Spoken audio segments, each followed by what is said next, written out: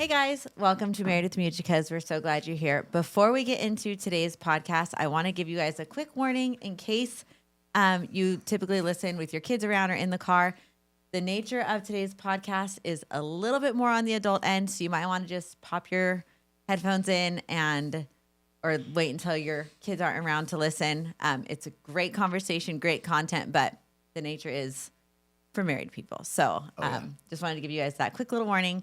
Also, just a little heads up, if you noticed the last 5 to 10 minutes of the podcast, we had a quick outfit change, a quick hair change. That is because we had a little technical difficulty and had to re-record the last few minutes.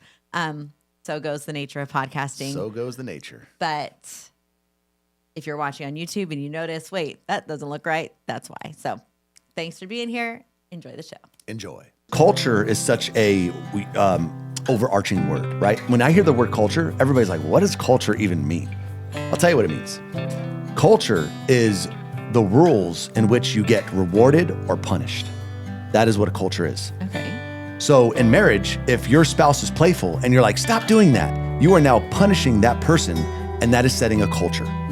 Now, if that same person, my spouse comes up to me and she jumps on my lap and, I'm holding my coffee and my coffee spills on my shirt, but she's trying to be playful. And I'm like, I start laughing. I'm like, babes, that was so funny. And now I'm reinforcing the rules at which we operate. So if you are looking to say, well, man, I don't like the culture in my marriage. Well, then you have to start looking at, well, what am I praising and what am I punishing? Yeah, how have I added that? Because maybe for a long time, you've been punishing your spouse for doing X, when really you want more playfulness. You need to praise him for doing X. Even if you spill your coffee, even if the kids, get hurt maybe he jumps and one of the kids falls down and starts crying. But if you reward it and say, oh, he's trying, he's making life fun. Really good point. You now set the rules at which we operate. You can reset the rules. Welcome back to another episode of the Married with Muchicas podcast. We are so excited that you're here. We are Richard and Hailey Muchica. We have been married for 12 years. We have 4 children. We run a home-based business. We homeschool, and we're in the very beginning stages of a homestead, which I'm very excited about. How's life, babe? Life is good. Life is going good. We're in a period of change. Growth, uncertainty. Yes. Yeah, uncertainty. So, but it's good. No, but life is good. We got some cool things. You got a good project going on. I don't know if you're gonna drop it hot on the new project. I'm drinking my Starbucks. So, how can life be bad without Starbucks? Yeah, true. Yeah. So the project Richard's referring to. So we moved onto our home with property early November.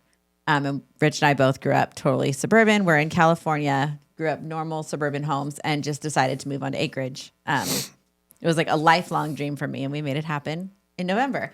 So we've kind of just been getting settled in, trying to adjust to life on property, a new home, and all that kind of stuff. And we started our compost pile a few weeks ago, which that was my first homestead project. And then this week, literally today, we're starting our chicken coop, which is so exciting.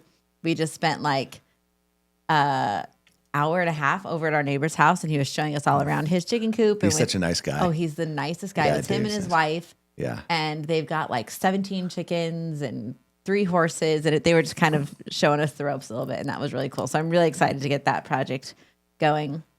We're going to use it as a school project as well. So we're going to hatch the eggs with the kids and have the little babies, and it's going to be super fun. It's going to be cool. And their son was actually breaking down. He called it chickenomics.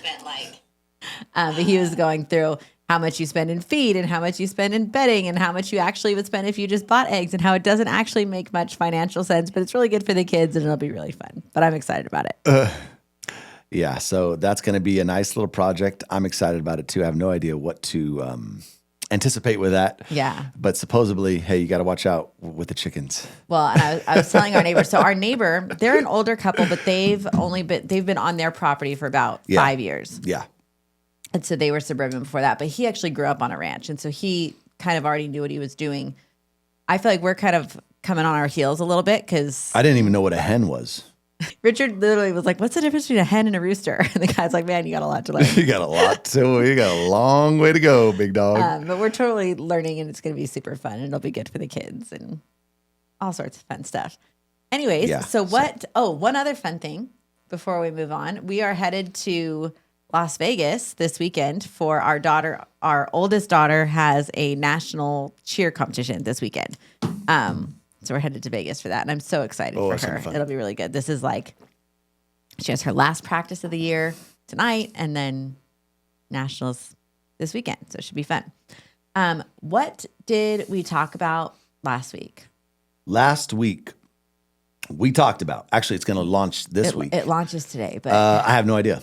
I can't remember. We need to stop doing that because I can't remember. We have to write it down. I have to write it down, but I'm sure it'll be a good one. And today we're talking about, this was a listener request, and I just thought it was so good. As soon as I saw it, I was like, you were all over this one. We got to do it. We got to do it. Yes. So this one is, does a Christian marriage have to be boring, or does it automatically mean boring?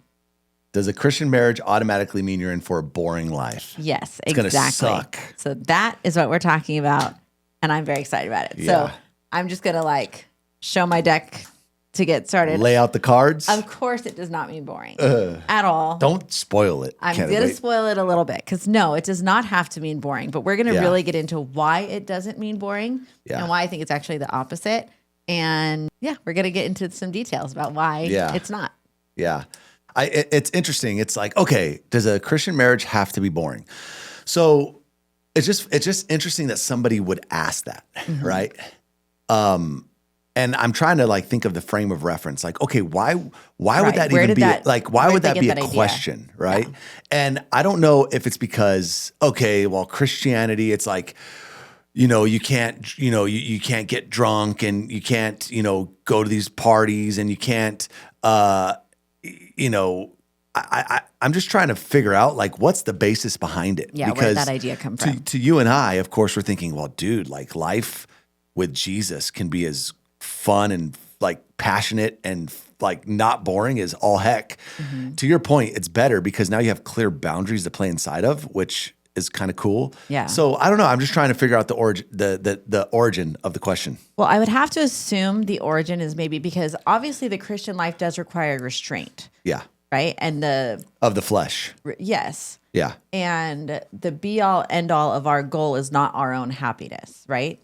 Yeah. Our be all end all goal is holiness and obedience. That's right. But within those parameters, there's so much freedom. And I think that a lot of times we can see boundaries as suffocating. Yep. But really they, like you said, they can be really liberating when you just know what the bounds are that you have to play in. They're so yeah. You know what I mean? Well, Jocko has a great line. He says, discipline equals freedom. Discipline equals freedom. And it's so true. And there's so much freedom in the Christian life.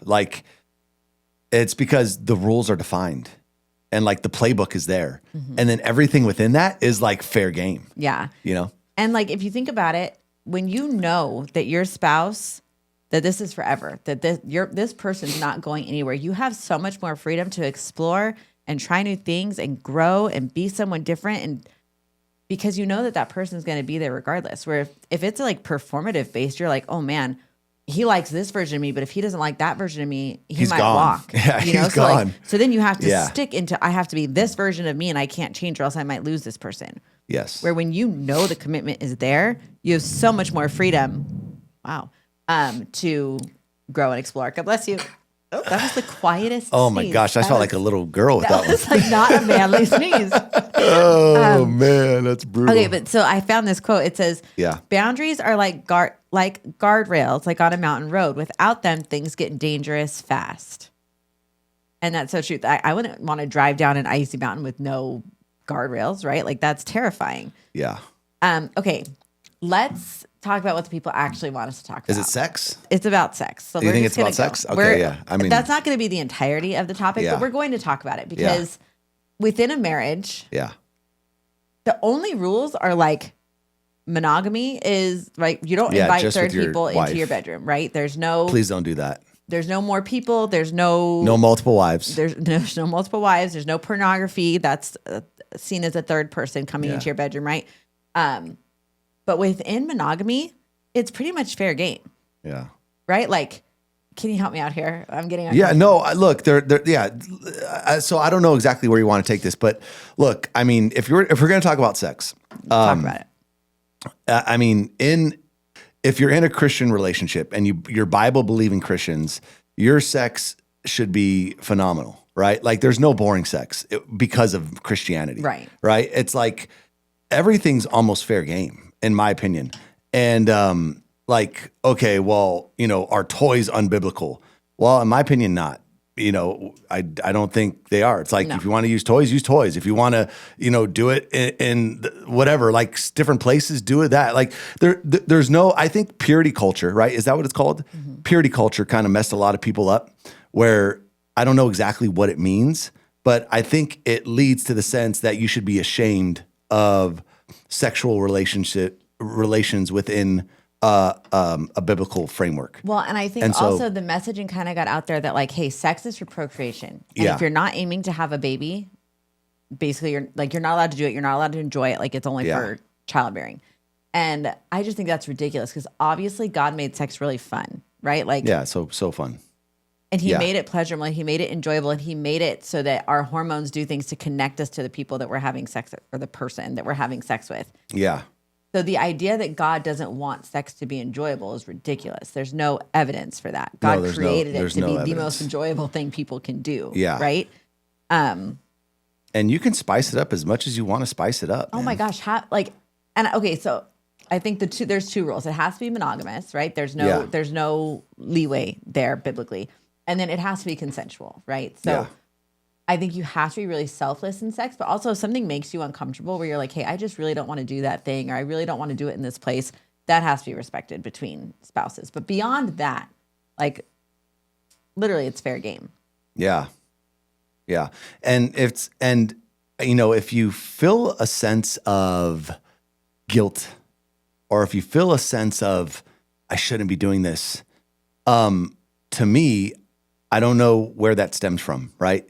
Is that just because, the devil's kind of trying to just infiltrate your mind and trying to ruin your passion and relationship with your spouse? Mm-hmm. Is that because of previous encounters you've had with your family or whatever it might be? But, just to set the record straight, there should be no guilt in that. Yeah. There should be no shame. There should be no like, oh my gosh, am I doing the right thing? It's like, no, to your point, husband and wife, you guys are under one covenant, under God. And besides those two rules that you mentioned, like there's no story that should enter your head. But look, sex is for what? Fun and procreation. Mm-hmm. And for us right now, it's just for fun because we can't even have kids. Mm-hmm. But we do it for fun, mm-hmm. and it's enjoyable. And you always say like, hey, you should have a lot of sex. If you're married, you should have a lot of sex. Why not? And in terms of what you can do. It's one of those things that makes your relationship with your spouse so unique, right? Like you can have really close friendships. You can have a really close relationship with your mom. Like you might have your best friend at work, but you're going to have another relationship in your life that you can connect to that way. And it's what really sets marriage apart. And so I think we have to embrace that and enjoy that to its fullest. Yeah. And it's, like I said, God designed our hormones to do things to connect us through sex. Yeah. And I think that's really, really important for a marriage. And so like you said, I think that's kind of way that Satan kind of got his foot in there and said, oh, no, don't do that with your spouse. That's dirty. You're not allowed to do that. Mm-hmm. Because if he can get us less committed and less connected to each other, that's a good thing for him, Yeah. And I get the narrative because you're actually pretty good at this, maybe even more so than me. Because sometimes sex can get a little repetitive, right? It's like you got the same way you do it every single time. And you're like, well, we're just going to do it like this again, However, if you're in a relationship like that, right, with the boring comment, look, if you were referring to sex and you want to spicing things up because it doesn't have to be boring. Well, this is what you did actually a couple times in our relationship is you said, hey, let's try this tonight. And I was like, yeah, let's try that. Let's try that. You've never told me no when I had one of those. Yeah. Let's try this. And so I think that's a cool way to kind of get the ball rolling. Yeah. It's like, look, if you find it's just boring and it's just repetitive, then ask your spouse, like, hey, let's do this tonight. Let's try this. Let's something a little bit different. Yeah. So just to be super transparent and honest, because I think that's the most helpful thing, right? So for Christmas one year, my Christmas gift to Richard was I got him our first little toy set. And it was like, hey, and then you can go with that wherever you want. And then, or there's a pillow, right? That you can get what's it called? That pillow's legit, by the way. It is. It's really good. I'm going to leave it in the We comments. haven't actually used it in a while, but it is a legit pillow. It is. What's it called? It's called the Prim. The Prim. The Prim, yeah. And it's like, you know, it looks nice. It can sit on your bed and nobody's going to know what it is, but that's what it's for. You can find like a different spot in your house. That's like the kids won't think to look there. And yeah, we found a new home spot. We did. I'm not going to tell anybody where it is because I don't want our kids to know, but it doesn't have to be in your bed at night. Yeah. You know what I mean? And then another thing is and like, maybe even like not at home, like maybe try, yeah, I don't know, get creative. The podcast studio. Not saying we've ever done that. Anyways, but get creative with your spouse, have fun with it.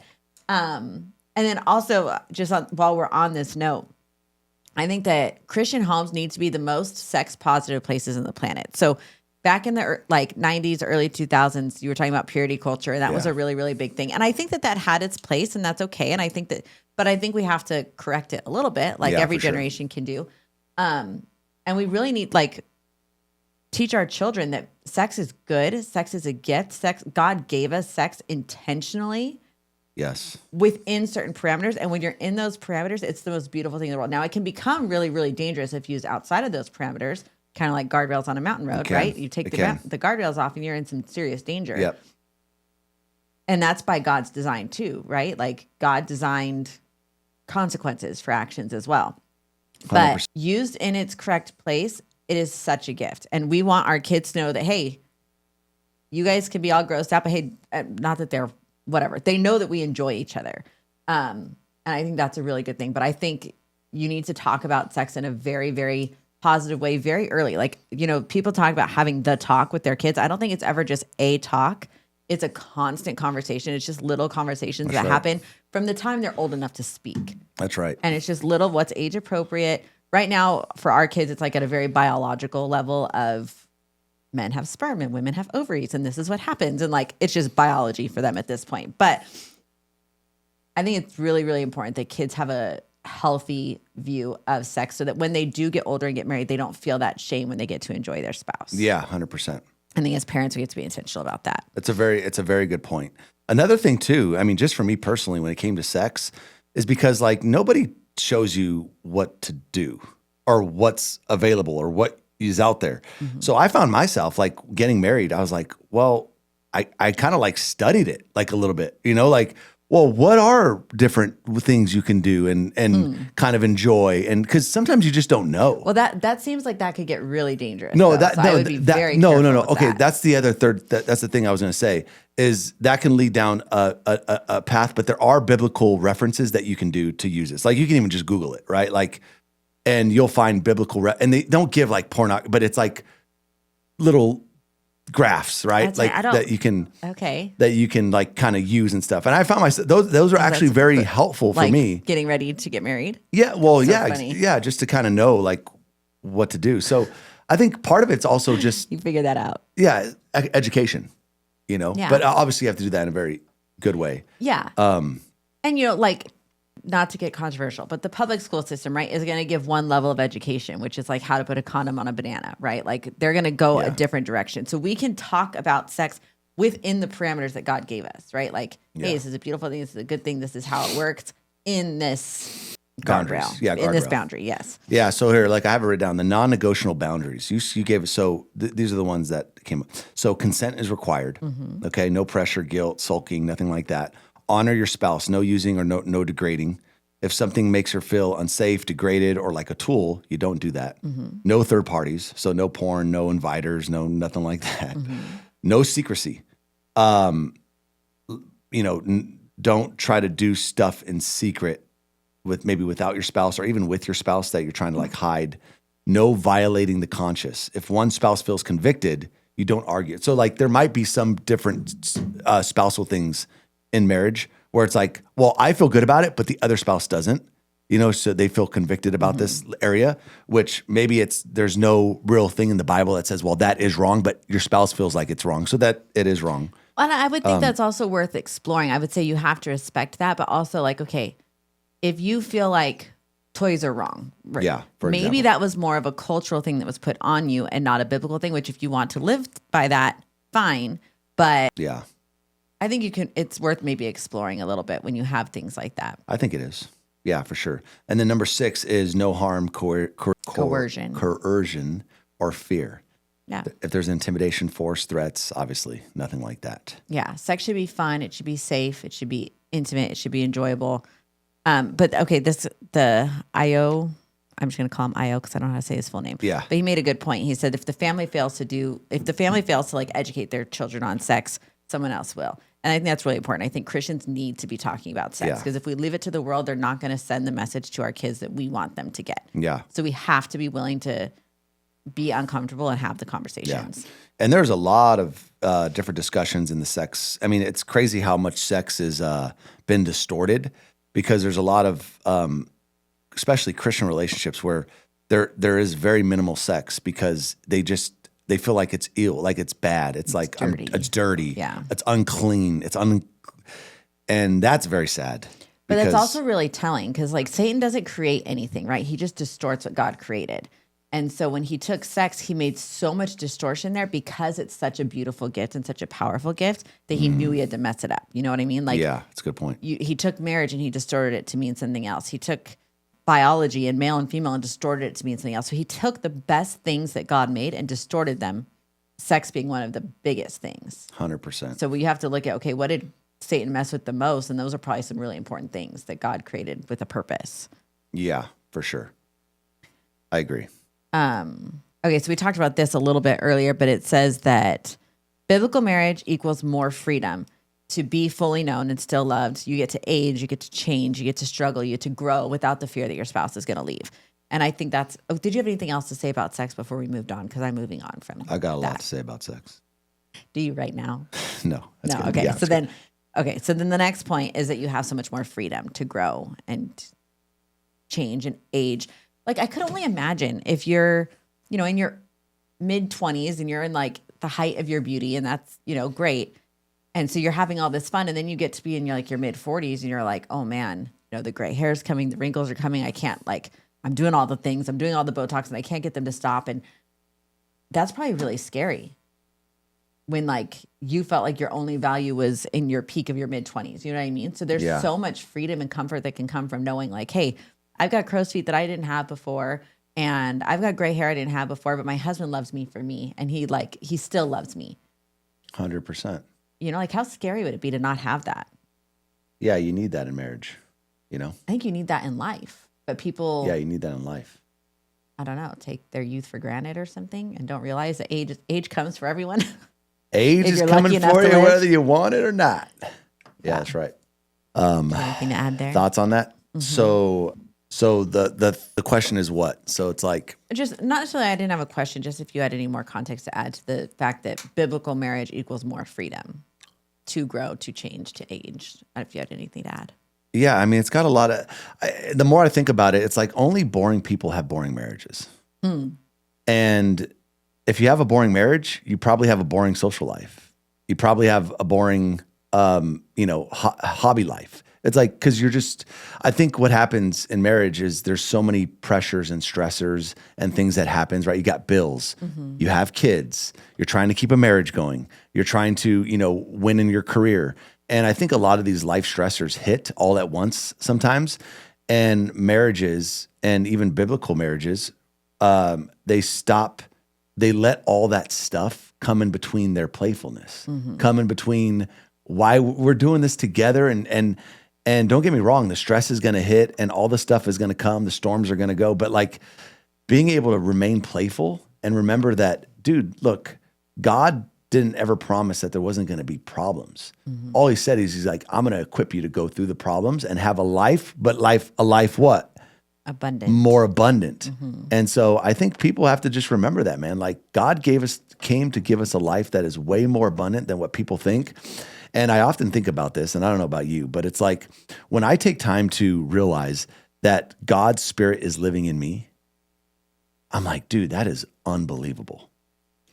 Because that Spirit that God gives you when you accept Christ, and now you're walking with the Holy Spirit, that Spirit is the same Spirit that is in God. And God's nature is also playful. It's also, he's got this playfulness nature about God. And so that means that spirit is in you as well. And I think if you can tap into that, it's like, dude, you can start realizing, man, like this life is truly abundant no matter what the circumstances are. And then I think when you live with that attitude, you're able to enjoy your spouse more. You're able to how would you ever have a boring life? Yeah. You know? Well, I wonder if what can also happen sometimes if you have somebody who is maybe on the more playful side. Yeah. But then marriage, it requires effort. It requires, you have to be mature to say like, okay, we're going to pay the bills. We're going to take care of our kids. We're going to take out the trash. We're going to do the things that marriage requires. And I'm imagining if you have a person who's like, I just want to go play. I'm going to go out and hang out with the guys. I'm going to go do whatever I want. And then the wife becomes like this kind of nag who's like, hey, but I need the trash taken out. Or, hey, I really need you to spend time with the kids. Or, hey, I really, so they kind of escape their marriage because their social life is so much fun. Yeah. That they're neglecting this over here. And then now this feels really boring. And it's all the boring stuff. And it's all the trash. And it's all the grocery shopping. It's all that. And that's all boring. And so I'm going to go hang out over here and not take care of this over here. Yeah. You know what I mean? So I think that biblical marriage requires a lot of maturity as well. Yeah. And it requires a lot of selflessness. But biblical and boring don't necessarily coexist. It's unintentional that can equal boring. Yeah. But to your point, like that person that is playful, you don't want to take that nature out of somebody. No. You don't want to kill that spirit in somebody, Yeah. Because to your point, there might be the serious player and the playful player. And the playful player is the serious player is always going to be the serious player because that's how they are. And the playful player is going to be the playful player. Which but I truthfully think, is a little bit our dynamic, right? Like you're Yeah. a lot more playful, a lot more fun, a lot more silly. And I'm a little bit more like, hey, things got to get done. you know what? I think that is true, but not in our marriage. I think I'm more playful in areas, but I think you're more actually playful in our marriage. Really? Yes. Yeah. Like, you'll come up and say, let's try this. Or like, you'll jump on me or you'll scare me or you'll do these things in marriage that kind of keep things light.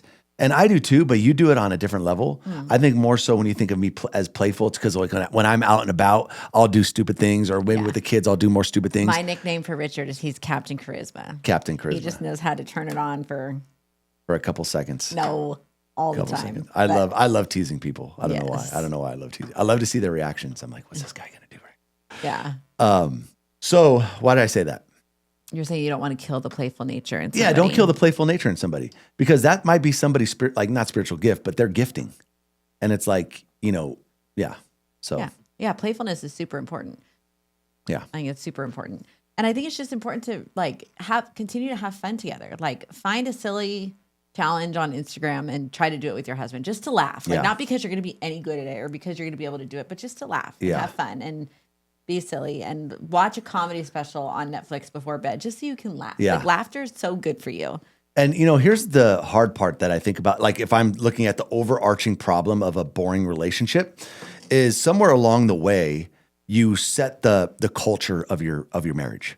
And so now, another way of saying this is the identity of the marriage is now boring. Mm-hmm. It's right. Because now it's repetitive. Every day you know what to expect. It's like, oh, well, this is how we are. Like we're the boring couple. Like we don't have that much fun, but like this is our family culture. Mm-hmm. And so like it's so hard to break a family culture. Yeah. Well, you know what John Deloney calls it? Yeah. He says you have to turn the music off and turn the lights on. And that's like what he means is like you have to stop what's been happening and like acknowledge it and choose to move on to something different. And you can do that, but it takes intention. It's not going to happen on its own. Yeah. And if you're thinking about because culture is such a overarching word, right? When I hear the word culture, everybody's like, what does culture even mean? I'll tell you what it means. Culture is the rules in which you get rewarded or punished. That is what a culture is. Okay. So in marriage, if your spouse is playful and you're like, stop doing that, you are now punishing that person and that is setting a culture. Now, if that same person, my spouse comes up to me and she jumps on my lap and, I'm holding my coffee and my coffee spills on my shirt, but she's trying to be playful. And I'm like, I start laughing. I'm like, babes, that was so funny. Like, and now I'm reinforcing the rules at which we operate. Mm-hmm. So if you are looking to say, well, man, I don't like the culture in my marriage. Well, then you have to start looking at, well, what am I praising and what am I punishing? Yeah. How have I added to? How have I added that? Because maybe for a long time, you've been punishing your spouse for doing X when really you want more playfulness. You need to praise him for doing X. Even if you spill your coffee, even if the kids, get hurt maybe he jumps and one of the kids falls down and starts crying. But if you reward it and say, oh, he's trying, he's making life that's a fun. really good point. You now set the rules at which we operate. You can reset the rules. That's a really good point. And so I just thought that'd be helpful because a lot of times culture is such a weird word. Nobody knows what that means. I think that's what it means. Okay. That's interesting. Okay. My next part here is the world's exciting. What the world calls exciting is often just exhausting. The world's exciting. Yeah. Give me an example. I like it. An example, like sleeping around, right? It's like, okay, that's exciting, but really that's just, nobody actually wants to do that long term, right? Like we just met our neighbor's son. He's 40 and he's single and he's like, man, like I just want what you guys have. Like Rich and I have been married since we were 23 years old, right? Like we didn't live that exciting, quote unquote life, but he's been living it. And he's like, dude, he's like, you guys lucked out. He's like, you guys found each other young. He's like, I just want that. Like, I'm done with this, and that's really sad. It is sad. That's really, really sad. It is sad. Yeah. So I think what seems exciting is maybe only exciting for a little while, but then you still have to deal with the repercussions of choosing to live that way. Yeah. Well, it's part of Satan's design. Everything looks exciting in the world. Oh man, having multiple women, that's awesome, until you meet people that have done it. And then they're like, dude, that's fun for until you just realize this is horrible. Yeah. And I'm trying to circle it around back to the point of this podcast. But your point was that the world seems exciting, but it's actually what? Exhausting. It's exhausting. Yeah, it's exhausting. It is, yeah. And I mean, you can say that in every facet of life. You can go to the drinking, the parties, all of it. All of it. Eventually, what do people say? Dude, I've had everything this life has to offer. I had the girls, the women, the money, the alcohol, the everything. What do they say? It still didn't satisfy me. It didn't satisfy, yeah. It was all temporal, right? And what you have in a marriage is actually lasting, and it's actually something that is God ordained. And yet, in that spot, you're thinking about, man, well, the grass is greener over here. See, what you have is actually the thing. You have the prize. You have what everybody else wants. But because you have it, you stop appreciating it. And then you can go down these vicious cycles. And then how many times does it happen? It's like, oh, well, there's a better marriage. There's a better this. And then you get into it and you realize, oh my gosh, no. Right. What I'm looking for is actually a better me. Not exactly. It's a better me. Do the work to make the marriage in front of you better. 100%. Instead of looking at that better marriage over there, it's like, what do we need to do to have the best marriage we can have? Yes. And I don't mean to healthy things grow. Healthy things grow. I don't mean to circle back to sex, but I'm going to circle back to sex one more time. Circle back to sex. But even in the sexual context, when you're talking about having multiple partners, every body is so different, right? And so if if you're having a one night stand, this person doesn't know what you like or what you enjoy, and you don't know what they like and what they enjoy. So I mean, I've never had a one night stand, but I could imagine that can't be that enjoyable, right? Like you don't know what I like. I don't know what you like. Like that's just. I don't there's so much satisfaction that can come with having sex with the same partner over and over and over again and realizing oh, they like this or oh, this works or oh, that didn't really do much for them. Or, you have to learn someone's body. That takes time. You know how I equate it? It's you're so right because you think about anything that you enjoy in life, you usually enjoy the things that you're good at. And so it's like tennis player. You're not good the first time. No. You're like, dude, but by the 1,000th hit, you're like, dude, I'm way better. And this is actually really fun. Yes. It's the same with your spouse. It's like, the first year is fun. The second year, but by the 50th year, you're like, dude, I know. We got this. I know what's up here. You know what I'm saying? This is fun. Yeah. And I think you can rob yourself of that by obviously going to the next. By not giving yourself the time with a person to discover them. Discover everything about them. And that's we've been married a lifelong for 12 years pursuit. And that's still happening. I know. Well, the other day I just asked you a question. I said, hey, when was the most enjoyable, can you remember the most enjoyable part of our marriage? Or one of the most, what was the question? And you're like, I feel like it's better now. You're like, I think marriage is just much better now. Mm-hmm. And when you said that, I was like, you know what? She's so right. You know, think about back when we got married and think about us now. I'm like, marriage is way better. Like, I mean, it was fun back then, but like we've gone through these seasons and these hardships and these things, and we've got to learn each other and about our, you know, everything. And it's like, oh, it's so much better. Yeah. You know? It really is. Like genuinely 100% is. And I think that's fascinating. Yeah. Yeah. Yeah. Well, I found this little quote. It says, fire in a fireplace warms a house. Fire outside the house burns it down. Fire in a fireplace. Cool. Yeah. So the fire is good. You need the fire, but it's got to be kept in the fireplace. Otherwise you burn it down. I think that was neat. That's a great quote. I'll give you, so tell me if you've, 5 reasons why Christian marriages get boring. Okay. Ready? Mm-hmm. Reason number 1, they confuse holiness with seriousness. Yeah. Don't do that. Yeah. Some couples think godly means you can't be playful. Yeah. Don't do that. Don't do that. Reason number 2, they stop dating after kids. And that's really easy to do. That's really easy to do. That's really easy to do. And honestly, that might be one of the biggest reasons why our marriage started actually getting better over time. Because when you're in the kid season is very, what's that? Like, what's the word I'm looking for? All consuming. It's all consuming. Yeah. Yeah. You're in a whirlwindmost of the days. And like, we get it, right? Like we've got 4 kids. Our youngest is only 5. So we've still got really young kids. And I breastfed all of our kids. I never gave them a bottle. So I was literally attached to a baby for a year and a half. 2 going at one time. Yeah. It was nuts. But in that season, you lose a little bit of, not the connection. I mean, you lose a little bit of the connection. And I think you have to be okay with that because that's a season and your kids, but you have to be willing to move on from that when that season's over. You know what I mean? Like we know people with 15-year-olds that are still choosing that over their spouse, you know?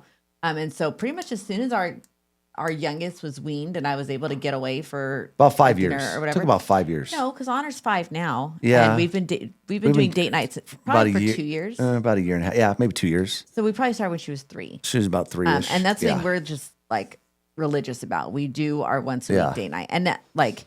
Yeah, we spend way more time now together, which is, I think that's why we say, oh, our marriage is better because we're spending more time together. Yeah.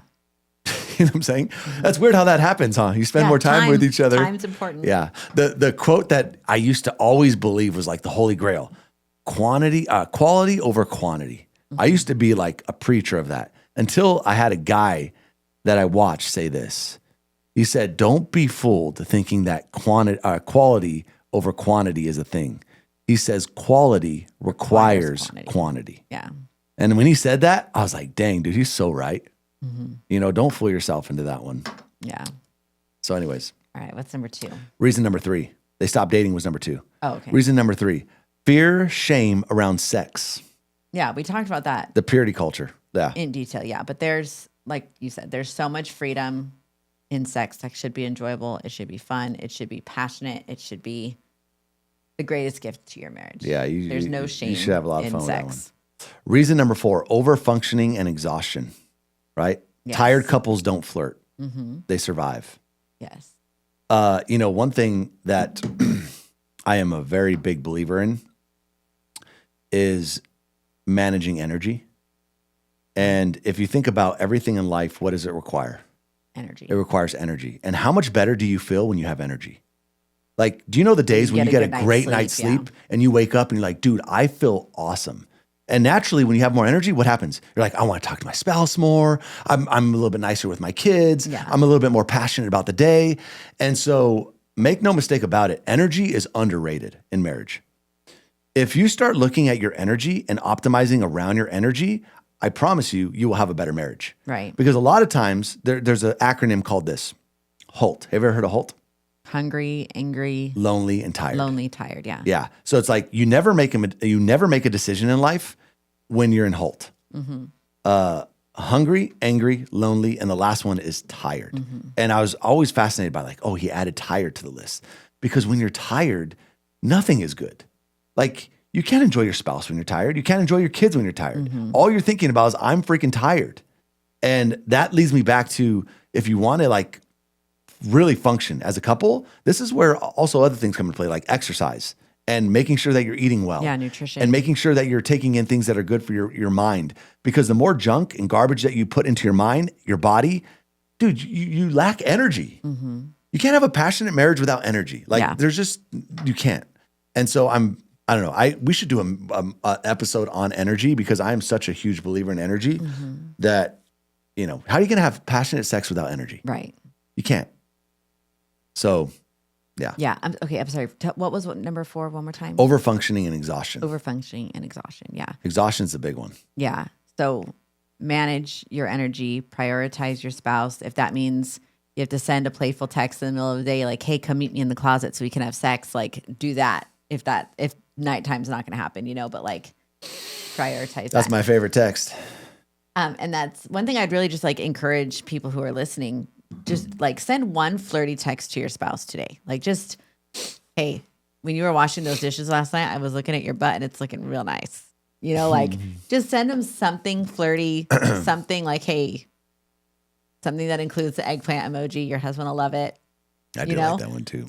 But just flirt. Don't get so caught up in like what needs to happen in life that you forget to flirt. Flirt, baby, flirt. Yeah. Reason number 5, they replace intimacy with entertainment. This is a big one. Yeah. And this one's so hard, man, because social media gets you, you know, even us, like we have a bad habit of looking at our phones at night. Yeah. And we get into bed and we're like looking at our phones and you're dying hysterically. Oh my gosh. I'm like going through business stuff. And it actually does take away from. No, it totally does. It does. Well, and for the longest time, we refused to have a TV in our room.